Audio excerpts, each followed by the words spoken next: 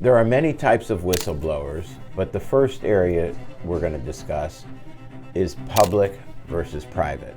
A public whistleblower is somebody who works for the government, whether it be a local, federal, or state government, that comes forward with information, generally about a practice, whether it be an illegal practice or an improper practice. A private whistleblower is somebody who works in the private sector, such as somebody who works for an airplane manufacturer, a car manufacturer. My name is Bob Goodman, partner at Parrish and Goodman, and we handle whistleblower cases both for people in the private sector and those who are in the public sector.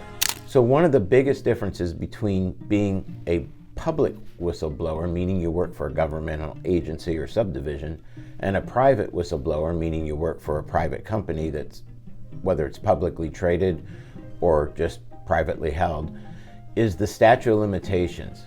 In many states, the statute of limitations for a public whistleblower is much shorter than the statute of limitations is for somebody who's in the private sector. For example, consider the case of Edward Snowden, or former National Security Agency employee, also known as the NSA.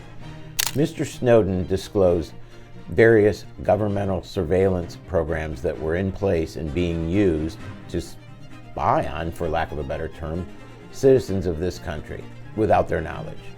This sparked a national debate on privacy versus security. Now, private whistleblowers, on the other hand, generally work for a company and learn of various issues, whether it be product defects, accounting and financial frauds, games, cooking the books, various manipulations. For example, Sharon Watkins was an executive at Enron before everything blew up. She reported various accounting irregularities, but was ignored. As you probably remember, Enron collapsed, and it was one of the biggest accounting frauds ever, and essentially wiped out one of the largest accounting firms in the country. It's the actions of whistleblowers like Sharon Watkins, when they are taken seriously, that can prevent a collapse of a company and the loss of people's retirement. So we've touched briefly on the differences between private and public whistleblowers, but the bottom line is protections are in place to protect both those who work in the public sector and those who work in the private sector. Those protections are designed so that you will not be terminated for doing the right thing. However, as I mentioned before, it can be a legal minefield. We can help.